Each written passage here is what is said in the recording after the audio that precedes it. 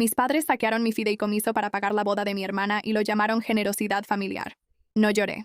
Solo miré a mi prometido y él se levantó. Tu hermana merece una boda de verdad, dijo mi papá con orgullo. Mi fondo fiduciario, el dinero de mi abuela, $48,000. Desaparecidos. Seguimos siendo los fideicomisarios hasta tu cumpleaños, agregó. Tenemos todo el derecho legal de... ¿Acabas de admitir malversación de fondos en presencia de testigos? La voz de Beckett cortó el ambiente. No la alzó. No lo necesitaba. Todas las cabezas en la mesa se volvieron para mirarlo, con su camisa de franela todavía polvorienta del trabajo, sus botas gastadas, sus manos callosas entrelazadas alrededor de un vaso de agua en la mesa del comedor de mis padres. Mi papá se rió. Hijo, sé que estás acostumbrado al dinero de albañil, pero los padres administran los bienes de sus hijos todo el tiempo. Tal vez si ganaras más que el salario mínimo, Isla no necesitaría el apoyo de la familia. Beckett dejó su vaso de agua con cuidado y precisión deliberada. Tienen 72 horas para devolver el capital más los intereses, dijo. Si no lo hacen, la boda de Sutton se convierte en el funeral de la reputación de esta familia. Mi papá se rió aún más fuerte. Mi hermana Sutton chilló en otra habitación por algo en su teléfono. Su prometido Tripp grabó todo desde detrás de su copa de champán, sonriendo con suficiencia. Tomé del brazo a Beckett y nos saqué de ahí. Necesito regresar 18 meses atrás para explicar por qué no estaba llorando y por qué mi prometido, el hombre al que mi familia había estado llamando obrero de la construcción en un tono que lo hacía sonar como un diagnóstico, era la única persona en esa mesa que sabía exactamente lo que estaba haciendo. Howard, yo había sido especialista en restauración arquitectónica durante 4 años cuando conocí a Beckett Sterling en una obra en Denver. Era un edificio de ladrillo de los años 20 para el que me habían contratado para evaluar su elegibilidad para preservación y donde, al parecer, él estaba supervisando algún tipo de evaluación estructural que en ese momento supuse que significaba que era el contratista general del proyecto. Llevaba una camisa de franela y un casco, y tenía ese tipo de competencia silenciosa que los buenos trabajadores llevan como los cirujanos experimentados llevan cierta calma, sin presumir su conocimiento, solo usándolo, sin ninguna necesidad aparente de que lo notes. Discutimos durante 45 minutos sobre una pared de carga, los dos parados en el mismo tramo de 2 metros de un sótano polvoriento. Antes de ponernos de acuerdo sobre la solución en 5 minutos, me invitó a cenar con la franqueza de un hombre que no creía particularmente en los preámbulos. Yo acepté por la misma razón. Le conté a mi familia sobre él después de 2 meses. Con cuidado. La manera en que presentas a alguien en una habitación donde sabes que el techo es bajo. La primera pregunta de mi papá fue ¿a qué se dedicaba Beckett?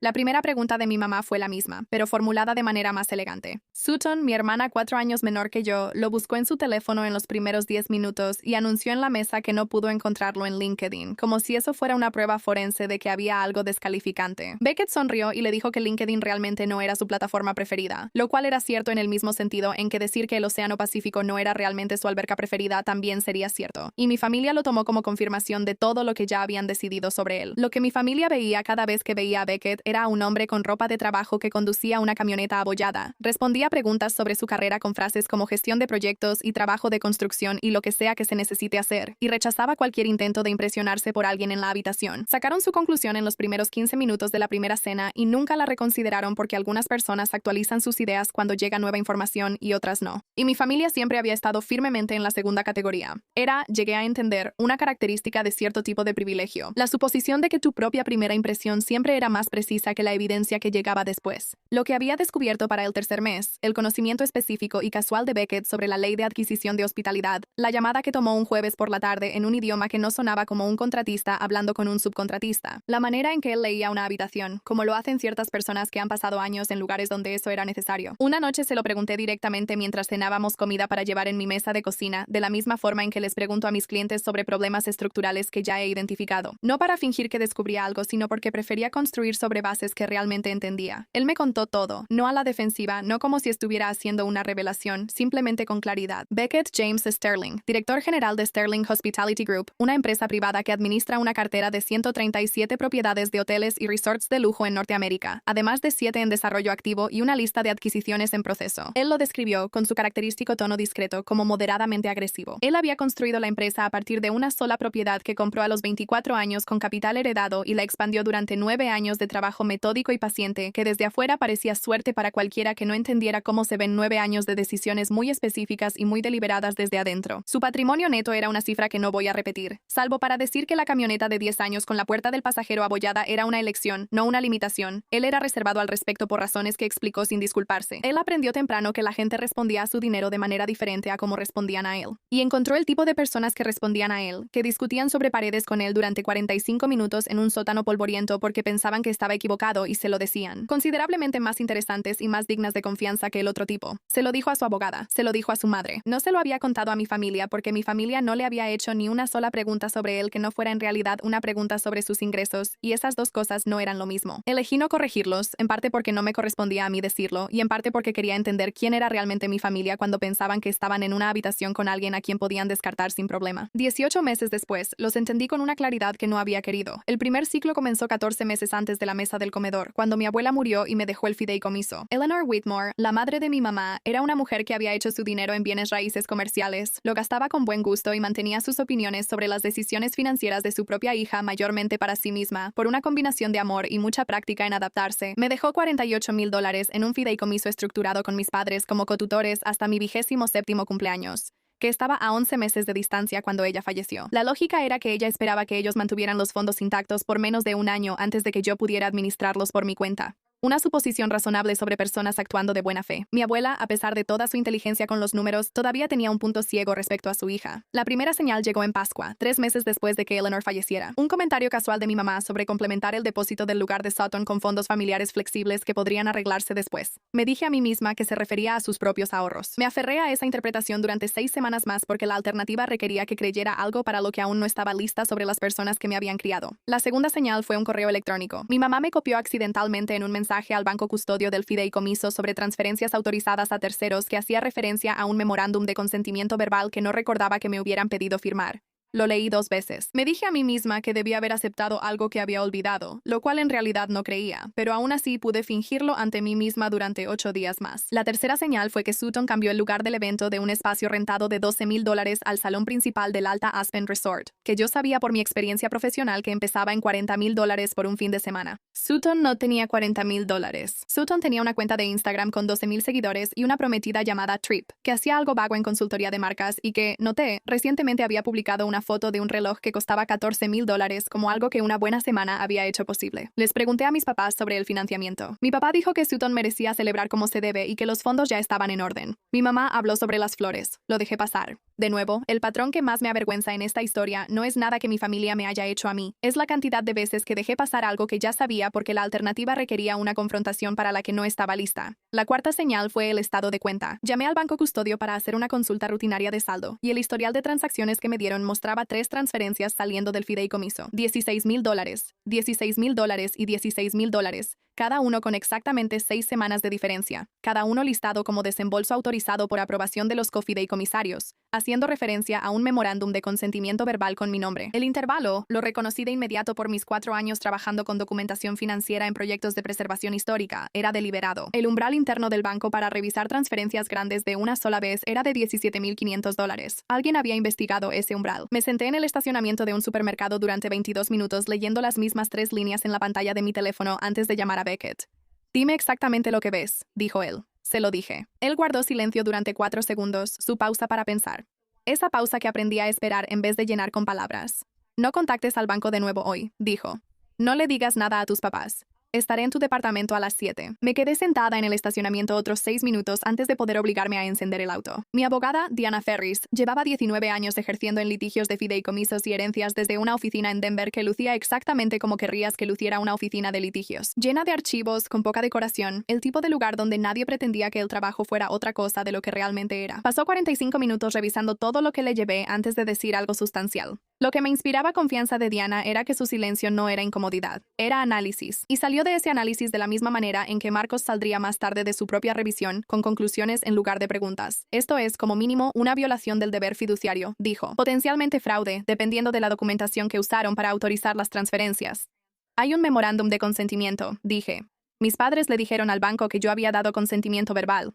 Mi nombre está en la autorización. La expresión de Diane no cambió, pero algo detrás de sus ojos sí lo hizo. ¿Diste consentimiento verbal? No supe de estas transferencias hasta hace 4 días. Entonces el memorándum es falso, dijo, sin hacerlo una pregunta. Sí, dejó su pluma. Quiero ser directa contigo sobre lo que requiere una acusación penal por fraude y cuánto tiempo toma. El memorándum falso es tu prueba más fuerte, pero es un documento de consentimiento verbal. Tu firma no está ahí. Tus padres dirán que aceptaste de manera oral y que ellos lo documentaron. Probar que están mintiendo. Al estándar probatorio que requiere un caso penal significa significa declaraciones, descubrimiento de pruebas, testigos expertos y probablemente un mínimo de 18 meses, ella me miró. Durante ese tiempo, la boda de Sutton ya habrá ocurrido. El dinero será más difícil de recuperar y tu familia habrá usado cada día para construir una narrativa alternativa. Y en lo civil, más rápido, con mayor probabilidad de éxito financiero. Pero lo civil aún les da tiempo para mover activos si deciden pelear. ¿Cuál es la versión más rápida? Pregunté. Ella lo pensó. La versión más rápida requiere que tengan miedo de algo más inmediato que una demanda civil, algo con un plazo más corto que una sala de audiencias. Pensé en la declaración de 72 horas de Beckett en la mesa. Pensé en la paciencia que él había descrito. 9 años esperando el momento adecuado con la propiedad adecuada. Le agradecí a Diana y conduje a su oficina. Marcos Webb había sido investigador forense financiero durante 23 años, y su experiencia particular era el tipo de fraude que había sido diseñado para parecer administración, las transferencias que se movían dentro de los límites, las autorizaciones que usaban documentos que parecían legítimos para encubrir actos ilegítimos. Él pasó 3 días en mi caso antes de presentar sus hallazgos con la misma economía que usaba Beckett para todo lo que importaba. Pausa rápida. Si quieres más historias como esta y de mejor calidad, mi Spotify está enlazado en la descripción. 4 cosas, dijo él. 1. Los montos de las transferencias fueron calibrados al umbral de revisión del banco, lo que significa que alguien le proporcionó ese número a tus padres. Lo más probable es que haya sido un asesor financiero que entendía el sistema, lo que extiende la cadena de responsabilidad. 2. La nota de consentimiento verbal tiene una marca de tiempo de creación de archivo 4 días después de que se completó la primera transferencia. Fue redactada para cubrir una decisión que ya se había ejecutado, no para autorizar una que aún no había ocurrido. 3. Trip Johnson recibió $4,200 del segundo desembolso mediante transferencia directa. Él es un beneficiario indirecto de una transferencia fraudulenta, lo que lo expone personalmente sin importar su intención. 4. La estructura de las 3 transferencias, el momento y la creación retroactiva del memorando demuestran planificación. Esto no fue oportunismo, esto fue un plan con cronograma. Cerró su carpeta. Eso importa para la exposición a la sentencia si llega a ese punto. Miré a Beckett. No va a llegar tan lejos, dijo Beckett. Van a devolver el dinero. ¿Qué tan segura estás? Pregunté. Muy seguro, dijo, porque voy a hacer que la alternativa sea inaceptable antes de que tengan tiempo de llamar a un abogado. La campaña que siguió fue obra de Beckett, no mía. Diseñada con la misma lógica paciente que aplicaba a cada proyecto. Deja que la estructura soporte la carga para la que fue diseñada. No agregues peso hasta que entiendas lo que estás construyendo. Adelante. Me indicó que no dijera nada a mis padres sobre lo que había descubierto, que siguiera asistiendo a las cenas familiares. Aceptar la invitación de mi madre a la gala con la calidez de una mujer que había aceptado firmar una exención liberándolos de responsabilidad y que ahora estaba preparada para demostrar unidad familiar frente a 200 personas. Durante esas 3 semanas, mientras yo me sentaba en la mesa de mis padres viendo a mi papá hablar sobre la boda de Sutton con la satisfacción de un hombre que había resuelto un problema, Beckett pasaba sus horas de trabajo negociando la adquisición de la empresa matriz de Alta Aspen Resorts. Sterling Hospitality Group completó la compra un jueves. Mis padres no recibieron ninguna notificación porque el vendedor no tenía la obligación de informar a sus inquilinos sobre un cambio de propiedad corporativa hasta la fecha de cierre, y porque el equipo de adquisición de Beckett operaba con la misma discreción que él había aplicado a todo lo demás en esta historia. La gala fue el sábado. Me lo dijo en la camioneta camino allá. El Patek Philippe en su muñeca captando la luz del atardecer cuando ajustó el puño. La camisa de franela notablemente ausente. Zapatos de cuero italiano que no había visto antes en el piso debajo del pedal del acelerador de la camioneta abollada de 10 años. Era una combinación tan específica de cosas que, por un momento, me sentí un poco inestable en un día que aún no me había dado razones para sentirme así. ¿Cuánto tiempo has tenido el reloj? Pregunté porque en realidad no era lo que quería preguntar, pero era la pregunta que podía formular en voz alta. 7 años, dijo él. Lo uso como 4 veces al año. Cuando la ocasión lo amerita, dije. Cuando la ocasión lo amerita, confirmó él. Casi no fui. Quiero ser honesta sobre eso. Mi abogada me había aconsejado no ir. Las palabras exactas de Diane fueron: tienes suficiente en papel. No necesitas estar en la sala. Legalmente, ella tenía razón, pero pasé 6 meses viendo a mi familia asumir que yo era alguien a quien se podía manipular, superar y, eventualmente, convencer de firmar una exención que los liberara de responsabilidad. Y una parte de mí necesitaba que entendieran que la exención que acepté firmar no era el documento que ellos pensaban. Además, necesitaba ver a Beckett en una sala donde mi papá había pasado 6 meses llamándolo albañil. En su camioneta, camino a la gala, lo vi. Un destello en su muñeca cuando ajustó el puño de una camisa blanca de botones que nunca le había visto antes. Italiana, reconocí el corte. Zapatos de cuero italiano. La camisa de franela, notablemente, había desaparecido. En su muñeca, un Patek Philippe Vintage, del tipo que cuesta bastante más que el auto de mi papá. Se dio cuenta de que lo noté y lo disimuló con una sonrisa leve y tranquila que reconocí como la que usaba cuando un trato estaba a 20 minutos de cerrarse. Beckett, mi voz apenas salió. ¿Qué hiciste? Confía en mí, dijo. Deja que lo comprometan todo públicamente. Deja que paguen el depósito del lugar. Maximiza la altura desde la que están a punto de caer. Miré al hombre que había pasado 6 meses fingiendo ser pobre mientras mi familia fingía ser rica y sentí que algo cambiaba en mi pecho. Algo que no era exactamente orgullo ni exactamente amor, pero estaba en algún punto entre los dos. Más cerca de esa maravilla específica de darte cuenta de que has construido algo con alguien que es incluso mejor de lo que pensabas. ¿Quién eres? Pregunté.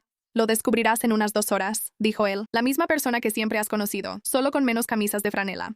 La gala fue todo lo que Sutton había querido. 200 invitados, candelabros de cristal sobre el salón principal, esculturas de hielo con forma de iniciales entrelazadas, un cuarteto de cuerdas tocando a un nivel que costaba dinero por cada nota. Mis padres se movían por el salón con la facilidad de quienes creen que están organizando un triunfo. Sutton tomó el micrófono y les agradeció por su increíble generosidad. Ella no dijo de dónde había salido el dinero, porque Sutton tenía ese instinto social específico que permite a algunas personas aceptar regalos robados sin preguntar nunca realmente por su procedencia. Mi mamá se secó las lágrimas. Mi papá aceptó palmadas en la espalda de hombres con sacos a la medida. Luego, Sutton me invitó al escenario. Yo era, al parecer, el elemento sorpresa de la noche, la hermana distanciada, recién reconciliada aquí para bendecir la boda frente a 200 testigos. Mi mamá lo había planeado. Ella lo había llamado en privado, la imagen que necesitamos. Crucé el piso pulido. Mi papá apareció a mi lado por la derecha, con un documento doblado en una mano y una pluma dorada en la otra. La exención de responsabilidad que acepté firmar, disfrazada como un gesto conmovedor de unidad familiar. Su sonrisa burlona era sutil. Lo estaba saboreando. Beckett dio un paso al frente. Se inclinó sobre mi papá y tomó el micrófono de la mano de Sutton con la autoridad absoluta y tranquila de un hombre que es dueño del edificio, lo cual, desde el jueves, era cierto. Sutton, dijo él, con una voz agradable y completamente segura. ¿Podrías revisar tu correo electrónico? Ella frunció el ceño, tomó su teléfono, deslizó la pantalla. El color desapareció de su rostro de una manera muy particular. El color desaparece de los rostros cuando lo que estás leyendo es un aviso de cancelación de un lugar al que pagaste un depósito no reembolsable, diciéndote que, bajo la nueva administración, tu reservación ha sido cancelada según la política actualizada de conducta de huéspedes del resort. ¿Por qué cancelaron mi reservación? Su voz salió débil y quebrada, y luego se transformó en algo que no era exactamente un grito. ¿Por qué cancelaron mi boda? La sonrisa de Beckett no cambió. Porque yo ordené que la cancelaran. Soy la directora ejecutiva de Sterling Hospitality Group. Adquirimos el Alta Aspen Resort el jueves pasado. El salón de baile quedó completamente en silencio. 200 personas contuvieron la respiración. El cuarteto de cuerdas bajó sus arcos. Una pantalla detrás de la cabina del DJ se iluminó. La jefa de comunicaciones de Beckett había colocado la pantalla durante la hora del cóctel mientras mi papá recibía palmadas en la espalda. En ella, ampliados hasta el punto en que cada persona en ese salón podía leerlos claramente. Los registros de transferencia de mi fideicomiso. El memorando de consentimiento falsificado con sello de tiempo en los metadatos. Con el nombre de mi mamá en la firma de autorización. Los documentos de adquisición corporativa que muestran la finalización de la compra de Alta Aspen por parte de Sterling Hospitality Group. Y en la esquina inferior, el resumen forense de Marcus Webb, fechado y certificado. La intención documentada de ocultar estas transferencias al beneficiario las convierte en fraude criminal según nuestros estatutos corporativos anticorrupción, dijo Beckett. Sutton Cook y Tripp Johnson ahora están en la lista negra de todas las propiedades de Sterling a nivel mundial. 137 lugares de lujo en América del Norte y 7 en desarrollo. Tripp, quien había estado parado al borde de la pista de baile, dejó de sonreír. 3 abogados con trajes azul marino entraron por las puertas principales. La abogada principal, una mujer llamada Catherine Marsh, con 17 años de experiencia en la Fiscalía de Delitos Financieros y ahora en la práctica privada, dio un paso al frente. Señor y señora Cook, dijo, tenemos una denuncia penal por fraude lista para presentarse el lunes por la mañana. El señor Sterling está dispuesto a tratar esto como un asunto civil si se inicia la restitución total de inmediato. Capital más intereses, sumando un total de $60,000 transferidos electrónicamente al custodio del fideicomiso antes del cierre de operaciones de hoy. Las manos de mi padre temblaban mientras sacaba su teléfono. Mi madre estaba a su lado, susurrándole al oído con la urgencia de alguien que intenta calcular una cifra que ya sabe que es demasiado grande. Él agotó sus ahorros líquidos. No fue suficiente. Dispuso de la línea de crédito con garantía hipotecaria que nunca esperó que nadie supiera que existía y transfirió el resto en 3 transacciones separadas que él mismo completó en su propio teléfono frente a 200 testigos. Al borde de mi visión, Tripp se deslizó hacia la salida cerca de la cocina, moviéndose con la rapidez discreta de un hombre que ha decidido que la situación ya no lo incluye. Nadie lo detuvo. Nadie tenía que hacerlo. Sutton se dejó caer pesadamente en la silla más cercana, la que un mesero acababa de desocupar. Su vestido blanco se arrugó a su alrededor. Su rímel siguió el mismo camino que su color había tomado 20 minutos antes. Las esculturas de hielo seguían derritiéndose indiferentes sobre sus pedestales. Beckett cruzó el salón hacia mí. Buenas bases, dijo en voz baja. 200 personas levantaron sus teléfonos.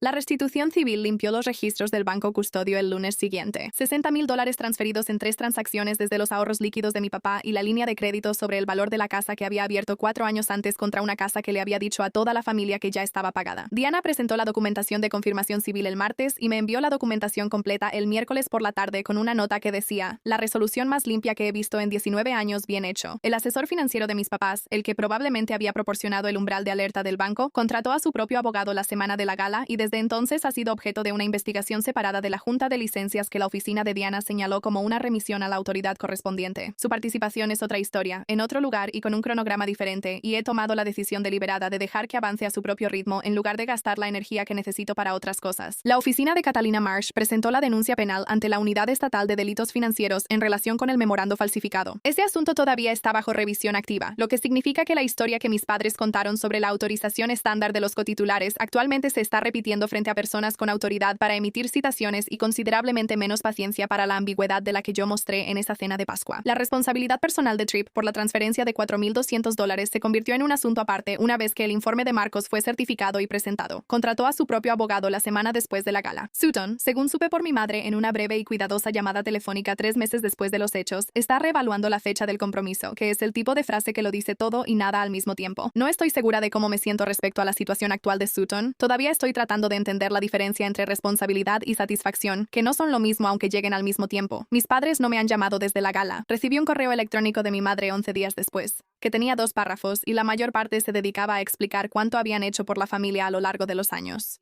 Lo leí 2 veces. No respondí. Diane me aconsejó no tener ninguna comunicación de fondo mientras esté pendiente la remisión del caso a la fiscalía, lo cual es profesionalmente correcto y personalmente conveniente en aproximadamente la misma medida. El dinero de mi abuela ahora está en un nuevo fideicomiso, administrado por un custodio sin relación familiar y un fiduciario que no tiene motivo para hacer transferencias que yo no haya solicitado. Todavía no he decidido qué hacer con ese dinero, excepto que he decidido tomarme el tiempo para decidirlo, lo cual en sí mismo es una decisión que mi abuela habría aprobado. Ella era una mujer que creía en leer cada línea de un documento antes de firmarlo, y en saber exactamente quién estaba en la habitación antes de decir algo importante. Eso lo aprendí de ella. Me lo enseñé a mí misma de manera imperfecta y demasiado tarde.